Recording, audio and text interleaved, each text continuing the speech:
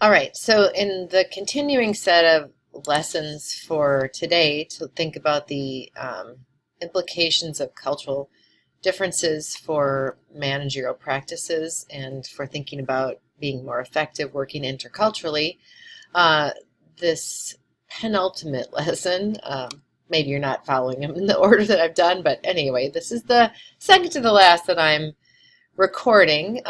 We're looking at this idea of disagreeing. So there's uh, conflict is an inevitable part of work, and there often are conflicts from different kinds of sources.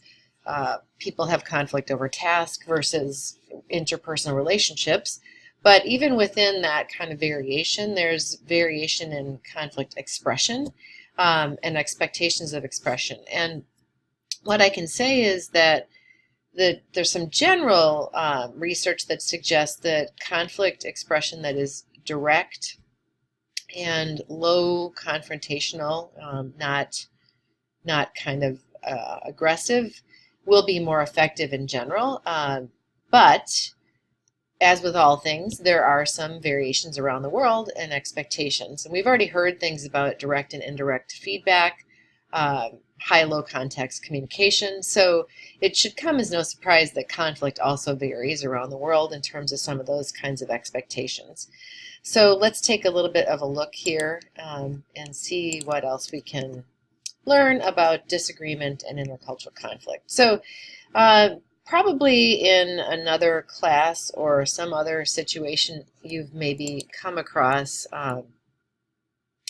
the idea of conflict styles. Maybe you've gone and completed a conflict style inventory to think about your general approach to conflict. And conflict styles are kind of a expectation of interaction, a little bit more specific than kind of general personality. And it's also been kind of explained as a stable interpretive frame or a learned behavior. And what that means is that your conflict style is not your personality, and it means that you can sort of work to adapt your style sometimes a little easier than people find adapting their personality to different circumstances. So one thing to think about is we will be spending some time in this lesson talking about variations in conflict styles, and I posted an Excel spreadsheet for you to complete an intercultural conflict style inventory, and I'll get to that in just a little bit. But overall, one of the things we know that taking assessments, personal reflection, practice, exploration, experimentation are ways that we can adjust our style or kind of work within and beyond our style. So we have kind of our normal, comfortable way, but by going through some processes of thinking about when the typical way we approach something, in this case conflict, isn't effective, what can we do to be better at that? So there are conflict styles, and the classic inventory that I use in most of my courses look at things like competing, compromising, avoiding, those kinds of style approaches. But then we also have this layer of intercultural conflict style. And of course, there's the distinction between a perceived style and actual. So, what you think might be your style and what people really see as your style, and also what your perception of others' style is and maybe what in reality it looks like. One big thing to keep in mind is that conflict often raises emotions. It's very difficult to have disagreement without having emotions start to get involved. And here's one of the big places where things differ globally, is that there's quite a wide variation in in emotion expression around the world. Some places there is extreme restraint and very little demonstration of emotion. And again, you can imagine then kind of with communication cues, you may not realize that you're in a really serious conflict if there's not a lot of emotion expression going on. So we'll talk a little bit about that, and I've got a video that you can watch that kind of talks a little bit about variation around the world in emotion expression. And ultimately, the other challenge with conflict and intercultural conflict is that if we ourselves kind of kick in that emotional system, that sort of hot cognition system, we get less capable of processing information and kind of thinking rationally. So already we're at a disadvantage when there is conflict because our capability to adapt is going to be lower, yet the demands to adapt in an intercultural conflict are higher. So, just kind of laying it out there, that makes this one of the harder activities to improve and get better at, I think, as leaders in intercultural settings. So let's just think a little bit about, again, a little scenario. Here you have Vikas. He's your direct report. So he's from India, and he's working on a software project you're working on. You sent him some new specs a week ago, but you just realized that there was a serious error in the specs. This was your fault. However, it should have been quite obvious. There should have been, should have been noticed by him. It shouldn't have been overlooked. So you're confused why he didn't contact you about this, because it's clear he would have known, right? And so there's a question about, like, why is the project just sat there and there's been no kind of approach forthcoming that you had made an error? Why didn't he get in touch with you? So, again, hopefully by this point in the class, you've got some of these tools, cultural frameworks, to start to think about what's happening between the U.S. and India. What are some of the things you know about cultural values frameworks and differences that could be happening here? So think a little bit about that, kind of set yourself up. Why do you think this wasn't raised? So this 2x2 can help, I think, explain a little bit about what just happened in that scenario, and hopefully help you think a little bit about situations where there's disagreement happening when you're working with somebody from another country different from yourself. So in terms of intercultural conflict styles, there's two dimensions that we look at. We look at the dimension from emotionally expressive to emotionally, I would say, restrained rather than unexpressive, but restraint with emotions, and confrontational or avoidant. And again, those are strong words, but they're not my words. I would just say a little bit more direct and indirect again. So I think we can map this onto some of those communication differences and styles as well. But when we start to look at this 2x2, we see where countries around the world map. And what we see here is the U.S. is kind of sitting in the middle. We tend not to be as blunt or direct, and we already learned that in the lesson on feedback, where we tend to be a little more indirect, kind of straddling the middle of this dimension. And the same thing, we sort of straddle this dimension as well. And what I'd say is, I think we tend to move along these continua, depending a little bit about on the circumstances. In this sense, we're a little more high context when it comes to conflict. So, we may hit a point where we believe emotional expression is necessary to get the point across, but we may believe that that's not very professional to do in general, so we generally kind of keep ourselves in the middle here. But if we go over here and look at India, it's up here, kind of smash that name there, trying to cover it up, but definitely is more emotionally expressive, but the big thing here that's going on in that little scenario of Vikas is that people from India often are a little more avoidant of confrontation. And if you kind of map that with power distance, and if this person perceives you, or you are in fact Vikas' supervisor or leader, the power distance is going to even accelerate that avoidant conflict style. So that's something you can kind of expect to see, that if there's high power distance and somebody's from kind of a more avoidant style or indirect style, you may not get this feedback that you're looking for, and people may not tell you. The other thing is that kind of thing where he needed to report to you that you made an error, again, is a little bit of a challenge for face. And if you have not established the trust, if you've not gotten the relationship developed to have those sort of social, personal connections made with your people, then the chances of them bringing this to you directly is going to be extremely low. I would say, in India, when people do have conflict, maybe with people that they are comfortable confronting, there will be something that's more emotionally expressive. And that does kind of line up with the example I gave you about the language of friendship, where I was told by one of my students this experience of having an Indian friend, thinking they were friends, and then having the person become more blunt and emotional with them, and thinking that the relationship was actually damaged and going downhill. But in fact, that was evidence that the person felt even more comfortable as a friend and more close as a friend. So, again, this helps. We've got a couple of the countries mapped on here, and I can provide some information specifically on your countries as well that you can use when you're doing the mini cases later today and thinking about creating your foreign country manual.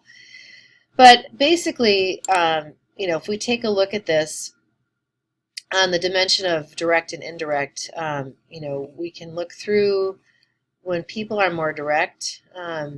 It is close to what low context is that the message is displaying the conflict and the problem. People like to have face-to-face resolution in direct situations. People value speaking your mind.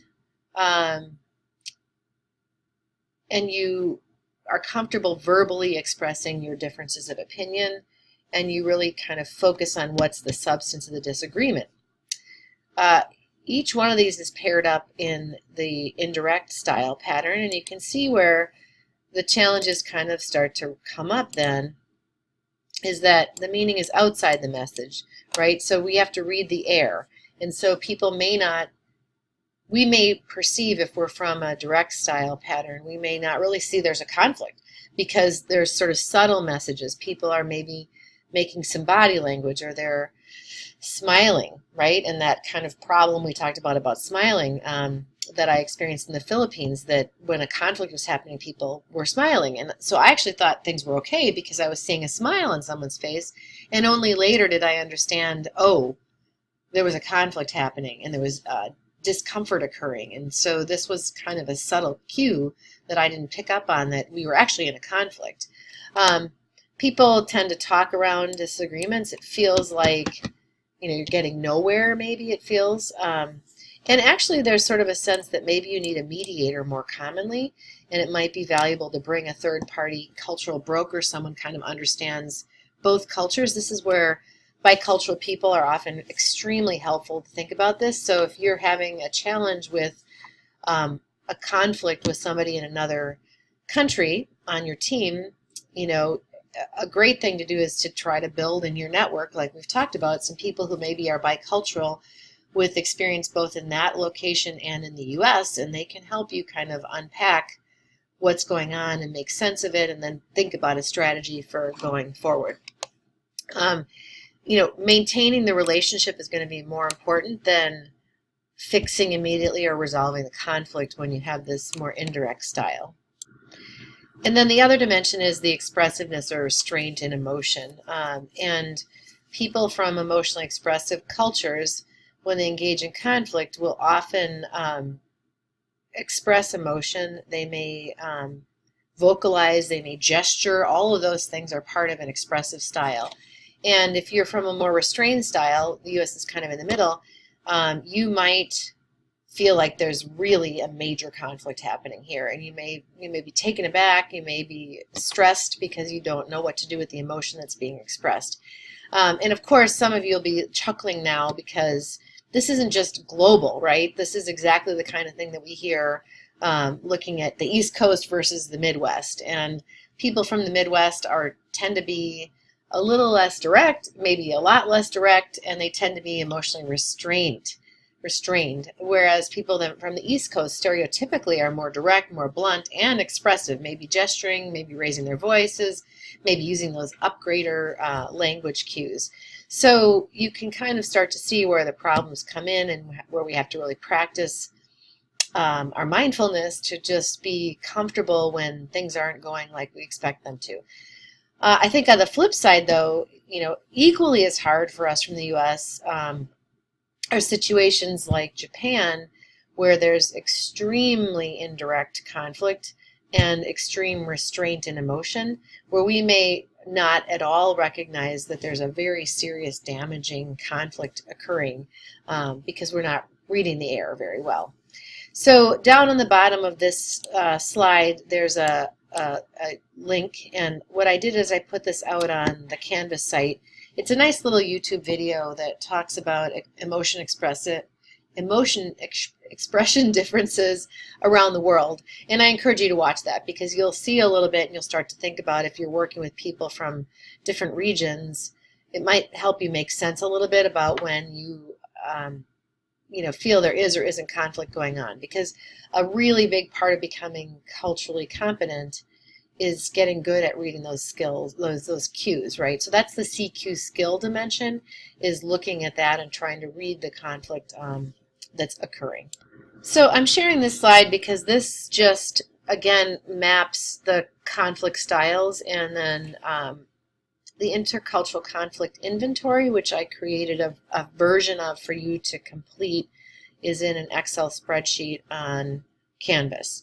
And essentially the first sheet has multiple pairs of statements, and you're supposed to look at each pair and divide 5 points between it. So there's question 1, question 2 in the pair, and there's a place you can put a number, and if you feel like the first one is more you might say it's 4 and 1, and they always need to add to 5. So they won't automatically add, but just as a reminder there it says 5. So just you go through each and every one of these and say, okay, that's almost even, I guess. Okay, 5, right? That one goes to 5, and go all the way through. That's on sheet 1 of that spreadsheet. Ignore sheet 2. That's where I have some background calculations being done. But then go to the tab in the spreadsheet that says results, and results. I can't spell very well with this. And then you're going to get a score from 0 to 45. And in that sheet, it'll tell you how to look at, where you land on the emotional restraint versus expressiveness and indirect. And then you're going to end up putting yourself somewhere in one of these boxes. And once you're done with that, in a moment I'm going to have a little discussion that I'd like you to share and spend some time with your team, just talking a little bit about variations that you see in your team, reflecting on how you've seen this play out at work here in the U.S., and maybe if this is providing any aha moments for you as you've engaged in work with people from other parts of the world. So this is just the background on that self-assessment that you can complete today. And this, just like earlier in the lesson, just maps a few countries around the world. And what you'll see, this is where you start to pick up at least, variations in North America, where there are differences between ethnic subgroups and racial subgroups, but also I think you'll be able to decide that there's regional differences as well as you go through this. But again, this should help a little bit to think about the countries you are working with. If you're working with people from around the globe, trying to think about where they land in here, and then using that to recognize where you might be facing some challenges, or maybe you'll now have kind of an understanding about why sometimes interactions are more difficult from people who are in different quadrants here. Slides that I'll post on Canvas for this lesson. At the end of this PowerPoint deck, there's a little bit more detail about each of the styles. So you can think about, kind of if you mapped into one or the other, how genuine that feels in terms of how you tend to engage in conflict, and help you think a little bit more deeply about what the variation is if people fall into other categories. Okay, so to summarize in this lecture, I just wanted to talk a little bit about some strategies then. So what could you do with this if you were going to take this forward? So, one of the things is, if there's going to be some kind of conflict expressed, if you are in a high power distance culture, you may want to remove yourself from that situation, let people have some discussion. So if you think about consensus-based decision making, letting people who are more at the same level talk about and gain consensus and address a conflict without you present is going to probably be more effective.